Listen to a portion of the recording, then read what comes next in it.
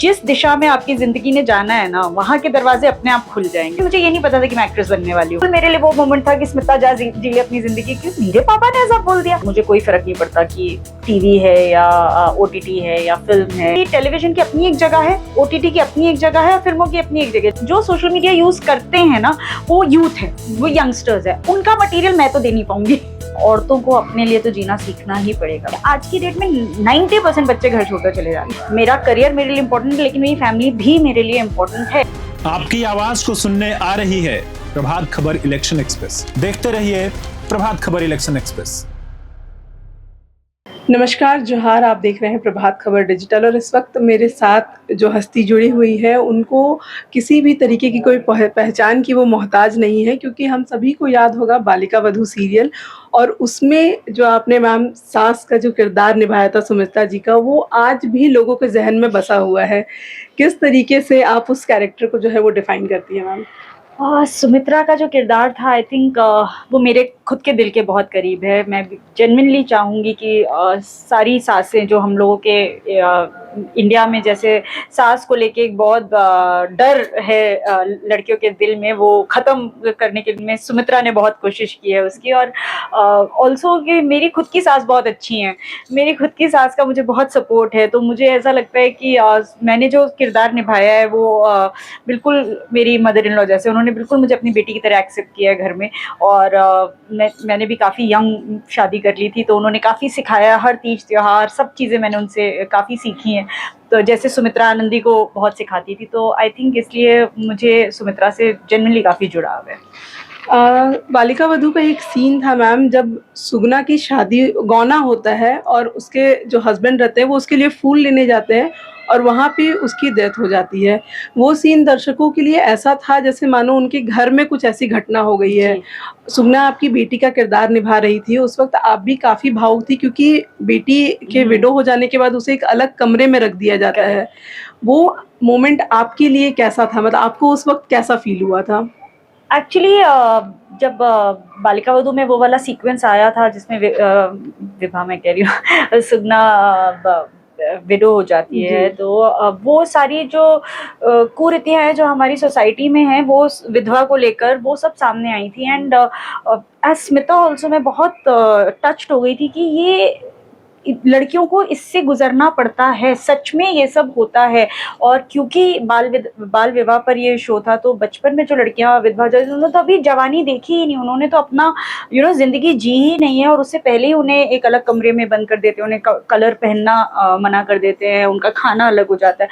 तो it was a very touching moment, very thought provoking moment for me also कि as Smita also, मतलब सुमित्रा तो was broken only, क्योंकि किसी की भी बेटी के साथ ऐसा हो तो वो टूट ही जाएगी। लेकिन एज स्मिता ऑल्सो मुझे ये लगा था कि ये जो सोसाइटी हमारी जिसमें हम रह रहे हैं, उसमें अगर हम थोड़ा भी बदलाव ला पाए, अपना एक स्टेप भी उसमें आगे बढ़ा पाएँ और एक इंसान का भी थॉट प्रोसेस बदल पाएँ, तो हमारी विक्ट्री हो जाएगी।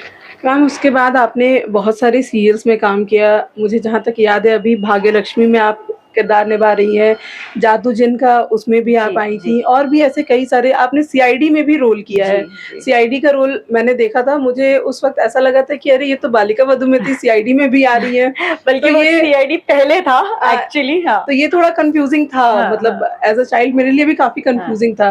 तो बालिका वधू और उसके बाद भी जितने आपने सीरियल्स किए, तो कितना अंतर रहा दोनों के को स्टार्स के साथ काम करने में और बाकी सारी चीजों में भी? देखिए, जब कोई भी नया शो आप करते हो या जो भी नए किरदार में आप जाते हो, तो एक पूरे नए, वो होता है ना, क्लीन स्लेट के साथ आप जाते हो। अगेन आप एक नई कहानी, एक नया किरदार, नए लोग, नए रिश्ते बनाते हो। तो वो सबसे जो खूबसूरत बात मुझे अपने प्रोफेशन की लगती है वो यही है कि मेरा एक परिवार नहीं है, मेरे इतने सारे परिवार है, मेरे बेटे, मेरी बेटियां, मेरी सास, मेरी माएँ। तो it's a beautiful family of actors that we are friends too now. एक शो जब खत्म हो जाता है और आप दूसरे परिवार में जुड़ते हैं, तो वो परिवार आपका अपना हो जाता है उन पलों के लिए, जब तक वो शो चलता है। या जब 7 साल मैंने बालिका वधू किया, तो ऑफकोर्स बालिका वधू के हर किरदार के साथ वैसे ही रिश्ते जुड़ जाते हैं, वैसे ही नाते हो जाते हैं, क्योंकि आप इतना टाइम एक साथ गुजारते हो। लेकिन जब मैं दूसरे सेट पर जाती हूँ, तो मैं सुमित्रा का कुछ भी लेकर नहीं जाती। तो आप एक नए तरह से, जब मैंने नीलम का किरदार किया तो वो एक नए सिरे से किरदार को डिफाइन करना पड़ता है, क्योंकि अगर मैं थोड़ा भी सुमित्रा को लेके जाती तो नीलम तो मैं कभी जस्टिफाई ही नहीं कर पाती, क्योंकि नीलम तो पोजेसिव मदर अपने बेटे को लेकर है, वो तो बिल्कुल सुमित्रा जैसी जी नहीं है। बिल्कुल। हाँ, एज एन एक्टर आप टेक्निक साथ ले जा सकते हो, लेकिन आप फीलिंग और इमोशन साथ नहीं ले जा सकते। आपकी कर्म भूमि मुंबई है, आप राजस्थान से बिलोंग करती जी। है, झारखंड आप, जैसा आप बता रही कि आप पहली बार आई है, हूँ। कैसा लगा आपको झारखंड आकर? बहुत अच्छा लग रहा है मुझे झारखंड आकर। जब मैं आई, आज सुबह ही आई हूँ, लेकिन मैं अभी पहले भी यही बोल रही थी कि झारखंड आकर, मतलब रांची आकर, मुझे जो जेन्युइन वार्मथ और प्यार मिला है वो सच में मेरे दिल को छू गया। एक तो आती इतनी हरियाली है, इतना पॉजिटिविटी है। किसी भी शहर में हम जाते हैं, किसी भी सिटी में जाते हैं, तो हॉस्पिटैलिटी तो सब जगह हम लोगों को अच्छी मिल ही जाती है, लेकिन वो एक जो दिल से स्माइल लोगों के चेहरे पर आता है, जो दिल से खुशी होती है, मतलब यहाँ पे सब जो होटल में भी जो स्टाफ है सब है, they are genuinely very nice and warm people. और आज की दुनिया में जेन्युइन लोग मिलने बड़े मुश्किल हो गए, तो मुझे ऐसा लगता है कि रांची में एक सच दिल की सफाई है, मतलब they are very truth is there in people over here. Ma'am, बचपन से कोई भी एक्टर बनने का सपना बहुत कम लोग देखते हैं, बहुत लोग देखते भी हैं। आप कैसे इस जर्नी में शामिल हुई? आप किस तरीके से आपने सोचा कि नहीं, अब मुझे जो है वो एक्टिंग करनी है, अब मुझे एक्टिंग में अपना करियर पूरा बनाना है? एक्चुअली मैंने बहुत ज़्यादा सोचा नहीं। मैं एक्चुअली किसी भी चीज़ के बारे में बहुत ज़्यादा नहीं सोचती। मैं बहुत लाइफ को one day at a time type लेती हूँ कि आज जो सही लग रहा है वो कर लेना चाहिए, क्योंकि कल हो ना हो।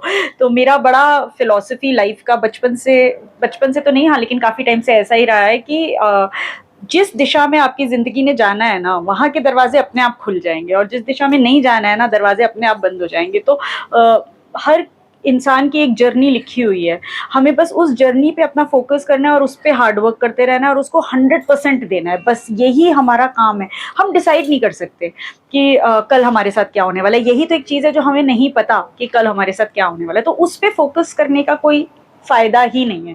फ़ायदा इस चीज़ पे कि मैं आज इस पल में जो हूँ, इस पे 100% रहूँ, फुल रहूँ। तो जब मैंने एक्टिंग भी शुरू की, मैंने बिल्कुल नहीं सोचा था कि मैं एक्ट्रेस बनूंगी, या मैं कैसा करियर रहेगा, या मैं सक्सेसफुल हो जाऊंगी, या मेरा करियर ख़त्म हो जाएगा। मैंने कुछ नहीं सोचा था। मैं एक एक्टिंग लैब में एक्टिंग सीख रही थी, और करते करते मेरे पास बालाजी टेलीफिल्म्स का इतिहास शो की कास्टिंग हो रही थी। मुझे ऑडिशन के लिए बुलाया, मुझे सिलेक्ट कर लिया। तब तक भी मुझे ये नहीं पता था कि मैं एक्ट्रेस बनने वाली हूँ। मैं सिलेक्ट हो गई। मेरे डायरेक्टर ने मुझे बोला कि कल आ जाओ, तुम लुक टेस्ट करेंगे। और तब मैंने अपने पापा को बताया कि पापा ऐसा हो रहा है। तो मेरे पापा, मुझे लगा था कि अगर मेरी ज़िंदगी में ये नहीं लिखा है तो मेरे पापा मना ही कर देंगे ना। तो उन्होंने मना भी किया, ऐसा नहीं है कि पापा ने हाँ बोल दिया। अच्छा। उन्होंने मना किया, लेकिन मैंने उनको बोला एक बार ट्राई, मतलब मैंने उन्हें समझाया और वो मान गए। जबकि मेरे पापा बहुत स्ट्रिक्ट इंसान है, और वो उन्होंने मुझे कहा कि अच्छा तुम्हारा सच में दिल है तो 6 महीने दिए। जबकि मुझे बिल्कुल उम्मीद नहीं थी पापा ये कहेंगे। तो वो बिल्कुल मेरे लिए वो मोमेंट था कि स्मिता जा जी ले अपनी ज़िंदगी, क्योंकि मेरे पापा ने ऐसा बोल दिया।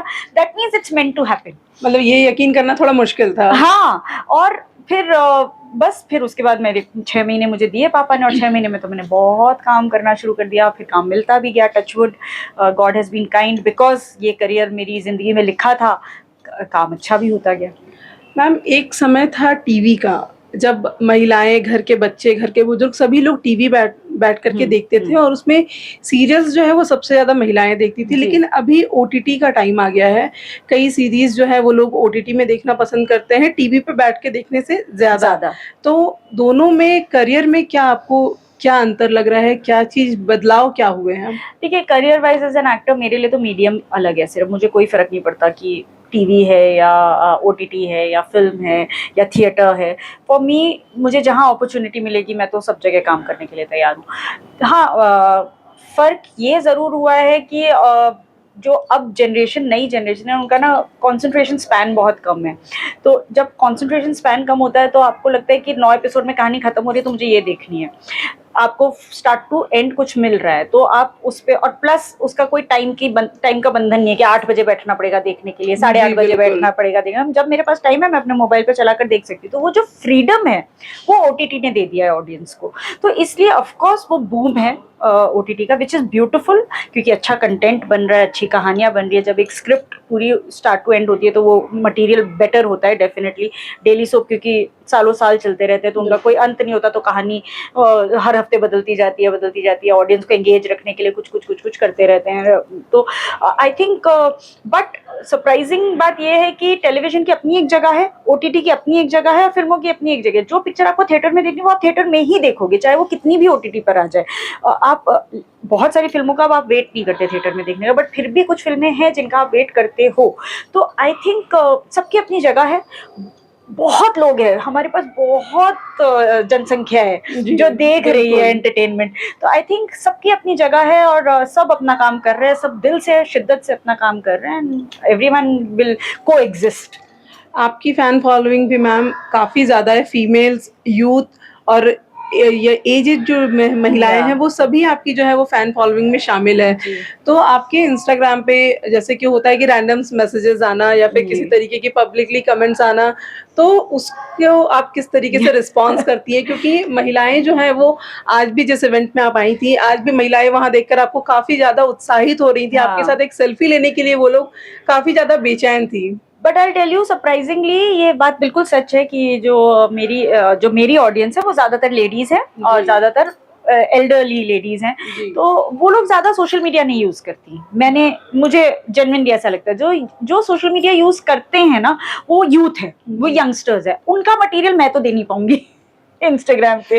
वो जो देखना चाहते हैं वो मुझसे मिल पाना थोड़ा मुश्किल है। फिर भी आई एम वेरी ग्रेटफुल कि मेरे काफ़ी फॉलोअर्स हैं इंस्टाग्राम पे, और मैं बिल्कुल सोचती नहीं हूँ इंस्टा पे, जो मुझे अच्छा लगता है मैं डालती हूँ। जिस तरह से मैं अपना मेरा कोई स्ट्रैटेजी नहीं है इंस्टाग्राम को लेकर। और जहाँ तक की बात है कमेंट्स वगैरह आने की, तो ऑफ कोर्स वो फ्रीडम है, लोगों को जो मर्जी बोलना चाहें वो बोल सकते हैं वहाँ पर।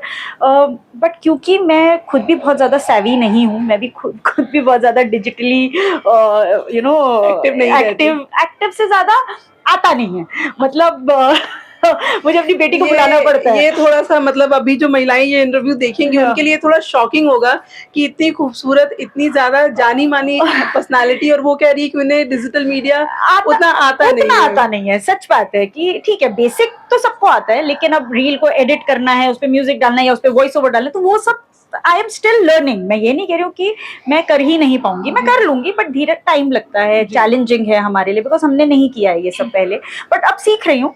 और कमेंट्स का जहाँ तक सवाल है, मैं पढ़ती ही नहीं हूँ यार, मेरे को ना कोई इंटरेस्ट नहीं। मैं जो डाल रही हूँ अपनी खुशी के लिए डाल रही हूँ, किसी को अच्छा लग रहा है तो बहुत अच्छी बात है, नहीं अच्छा लग रहा तो मैं क्या करूँ। मैं कोशिश ये करती हूँ कि मैं कुछ भी ऐसा ना डालूं जिससे किसी की भी भावनाएं हर्ट हो। तो इसलिए आई डोंट थिंक कि किसी को मेरे साथ मीन होने की आवश्यकता है, लेकिन फिर भी अगर कोई होना चाहता है तो मैं रोक नहीं सकती, लेकिन क्योंकि मुझे बुरा लगेगा इसलिए मैं देखना ही नहीं है। अब बात करते हैं आपकी फीमेल ऑडियंस के लिए जो कि घर पे रहती हैं। आज के समय में मैम बहुत ज़्यादा लेडीज़ जो है वो इंडिपेंडेंट हो गई है, वर्किंग पे हो गई हैं, जॉब पे जाती हैं, फिर भी वो कहीं ना कहीं समय निकाल करके अपने फेवरेट एक्ट्रेस की जो सीरियल की टाइमिंग होती है वो उस टाइम पे ज़रूर आ जाती है कि नहीं मेरा ये फेवरेट टाइम है तो मुझे ये करना ही है। लेकिन कई महिलाएं मैम अभी भी ऐसी हैं जो घर से किचन, किचन से घर, और ज़्यादा टाइम हुआ तो अपने बच्चों को वो देखती हैं और बच्चों के करियर पे ध्यान देती हैं, खुद के लिए वो बिल्कुल भी नहीं सोचती है। तो उन महिलाओं के लिए आप क्या कहेंगी, उन्हें क्या कुछ अपने जीवन में अपने लिए करना चाहिए? मुझे यही लगता है कि औरतों को अपने लिए तो जीना सीखना ही पड़ेगा, बिकॉज ज़िंदगी सिर्फ घर, बच्चे और पति और अपने इन लॉज, अपने माता पिता, इनके लिए हम लोग जो विमेन है ना वो बेसिकली इस तरह से बनाई गई हैं कि हम दूसरों के बारे में ज़्यादा सोचते हैं और अपने बारे में कम सोचते हैं। ये हमारा इंटरनल प्रॉब्लम है। तो मैं इसे प्रॉब्लम इसलिए कहती हूँ क्योंकि मैं अगर अपने लिए, मैं वर्किंग वुमन हूँ और मेरे 2 बच्चे हैं, मेरी फैमिली है, मेरे इन लॉज मेरे साथ रहते हैं, तो मैं अगर अपने लिए, जो कि मेरी प्रोफेशनल नीड है, कि अगर मैं पार्लर चली गई या मैंने हेयर कलर में टाइम लगा दिया तो मुझे ऐसा लगने लगता है अरे इतना टाइम मैंने वेस्ट कर दिया। घर पे इतनी देर मैं बच्चों को देख सकती थी या मम्मी जी को देख सकती थी या मैं अपने हस्बैंड के साथ कुछ कर सकती थी। तो वो 1 घंटा भी अपने आप को देने में ना मुझे वो लगता है कि मैंने अपने ऊपर 1 घंटा स्पेंड कर दिया, क्योंकि अपने ऊपर टाइम स्पेंड करने का हमारे यहाँ सिस्टम ही नहीं है। तो वो अपने आप के ऊपर अपने आप से प्यार करना, अपने शौक के लिए टाइम निकालना, अगर मुझे किताब पढ़ने का शौक है, मुझे म्यूजिक सुनने का शौक है या मुझे डांस करने का शौक है, तो वो समय अपने लिए निकालना बहुत ज़रूरी है, स्पेशली क्योंकि जब बच्चे बड़े होके चले जाते हैं ना, क्योंकि आज की डेट में 90% बच्चे घर छोड़कर चले जाते हैं। बिल्कुल, अपने तो करियर के लिए वो चले ही जाते हैं। आप भी भेजना चाहते हैं क्योंकि आप भी चाहते हैं कि वो फ्लरिश करे, वो अच्छा आगे बढ़े। तो फिर जो खालीपन लाइफ में आता है ना, वो मिड लाइफ में, उसको भरना बहुत मुश्किल हो जाता है। तो इसलिए वो अपने आप से प्यार करना शुरू से ही आएगा ना, तो आप वो टाइम एंजॉय करना सीख पाओगे। लाइक मैंने अब धीरे धीरे जाके ये शुरू किया है कि नहीं, मुझे किताब पढ़ना पसंद है तो मैं 1 घंटा मी टाइम लूंगी, इट्स ओके। मतलब मैं देख रही हूँ ना, मैं अगर बाकी चीजें कॉम्प्रोमाइज नहीं हो रही हैं तो अपने ऊपर टाइम स्पेंड करने में क्या प्रॉब्लम है। तो ये जो एक नॉर्मल सी लेकर आनी चाहिए ना औरतों को, वो 100% जरूरी है। आपने बोला कि मी टाइम में आपको बुक पढ़ना पसंद है, तो वो आप करेंगी क्योंकि वो अब आपको पसंद आ रहा है कि वो मेरे लिए खुद के लिए है। आपने अभी बताया कि आपके 2 बच्चे भी हैं, आपके इन-लॉज भी आपके साथ रहते हैं, तो शूटिंग जो है वो डेली सोप की बिल्कुल भी उसका टाइमिंग फिक्स नहीं होता है। हमने खुद भी इंटरव्यूज आपके और जगह पे देखे हैं। तो कैसे आप मैनेज करती हैं कि अगर कभी 12 घंटे का शिफ्ट हो गया, उसके बाद फिर घर पे जाना है, इन-लॉज है, बच्चे हैं, हस्बैंड है, सबके साथ टाइम स्पेंड करना है, बच्चों का करियर है, उसके बारे में भी उनसे बातचीत करनी है, तो कैसे आप मैनेज करती हैं? एक चीज़ जो मैंने सीखी है वो ये है कि अगर आपको टाइम निकालना है ना तो 24 घंटे बहुत है। अगर आपको किसी चीज़ के लिए टाइम निकालना नहीं है तो 24 घंटे भी कम है। तो अगर आप दिल से कोई टाइम निकालना ही चाहते हैं तो आपके पास टाइम निकलता है और सब आपको सपोर्ट करते हैं। मतलब अगर मेरे 12 घंटे की शिफ्ट और मेरे बच्चे के एग्जाम्स है और अगर मैं जाके अपने प्रोड्यूसर को बोलती हूँ कि मेरी बच्ची के एग्जाम्स है और मुझे इन दिनों में जल्दी जाना है, तो वो मैनेज करते हैं। हम बोलने में हिचकते हैं, हमें ये लगता है कि काम पे हम फैमिली को लेके जा रहे हैं, बट क्यों नहीं, it is an important thing for me. मेरा करियर मेरे लिए इम्पोर्टेंट है लेकिन मेरी फैमिली भी मेरे लिए इम्पोर्टेंट है। तो ये चीज़ जो एक बैलेंस क्रिएट करना है ना, वो हमें ही करना है, क्योंकि हमें बोलना पड़ेगा। अगर हम बोलेंगे नहीं, अंदर अंदर सोच लेंगे, पहले ही डिसाइड कर लेंगे कि अरे वो तो मना ही कर देंगे यार, क्या फ़ायदा बात करके। बट आई हैव सीन, अगर हम जाकर बात करते हैं, डिस्कस करते हैं, तो प्रॉब्लम सॉल्व हो जाती है। तो जैसे मैं 12 घंटे काम नहीं करती, मैं 10 घंटे काम करती हूँ और मेरे सारे प्रोड्यूसर्स अभी तक के जो हैं, उन्होंने सबने इस चीज़ के लिए ओके किया कि ठीक है आप 10 घंटे काम करिए। तो मैं टाइमली मेरी बेटियों के सोने से पहले घर पहुँच जाती हूँ, हम डिनर साथ में करते हैं और फिर मैं सुबह उनको स्कूल छोड़ते हुए मैं जाती हूँ। So that balance has been there. मैं संडे को काम नहीं करती प्रेफरेबली, या सैटरडे या संडे दोनों में से एक दिन मैं ऑफ रखती हूँ। तो वो मेरे सारे प्रोड्यूसर्स भी ओके करते हैं, मेरी फैमिली भी मुझे सपोर्ट करती है कि उस दिन मेरे हस्बैंड भी ट्राई करते हैं कि वो भी उसी दिन छुट्टी रखे जिस दिन मेरी छुट्टी है, तो फैमिली साथ में रहेगी। हमारे जो हॉलीडेज प्लान होते हैं, हम एज अ फैमिली ट्राई करते हैं कि उन्हें 2-3 महीने पहले प्लान कर ले, जिससे हम शूटिंग को इन्फॉर्म कर दें और राइटर्स स्क्रिप्ट उस हिसाब से लिख ले। तो अगर आपने पूरा दिल से चाहते हो ना चीज़ें बैलेंस करना, तो बैलेंस हो जाती हैं। बट आप खुद ही हिचकते रहते हैं कि कैसे होगा, नहीं हो पाएगा, नहीं ये तो बहुत ज़्यादा है, बट तो फिर तो कैसे ही होगा। तो हम इसे इस तरीके से कह सकते हैं कि महिलाएं अगर चाहें तो वो अपने काम की जगह पे, अपने वर्किंग प्लेस पे ये कह सकती हैं कि हम अपनी शर्तों पे काम करेंगे। एग्जैक्टली। अगर आप नहीं कहोगे और पहले ही मान लोगे कि ये तो मेरी शर्त पूरी ही नहीं होगी, देखिए मैं ये नहीं कह रही हूँ कि सबके साथ कैसा होता होगा, मुझे नहीं पता, बट आई हैव सीन कि बोलने से बहुत सारी चीज़ें, डिस्कस करने से बहुत सारी चीज़ें सॉल्व हो जाती हैं। हम नेगेटिव लेकर चलते हैं दिमाग में कि नहीं होगा, बट हो जाता है। जी मैम, बहुत बहुत धन्यवाद आपका कि आपने हमारी दर्शकों के लिए इतनी सारी चीज़ें बताई, और ख़ास करके जो हमारी फीमेल ऑडियंस इस वक्त इस इंटरव्यू को देखेंगी, वो खास करके आपसे काफ़ी ज़्यादा कनेक्ट होगी। वो आपको, मतलब आपके इंस्टाग्राम के फॉलोअर्स मैंने देखे हैं, उसमें जितनी भी फीमेल्स है वो आपको हर तरह से कॉपी करती है। मैम बहुत बहुत धन्यवाद प्रभात खबर डिजिटल के साथ जुड़ने के लिए। Thank you so much, thank you.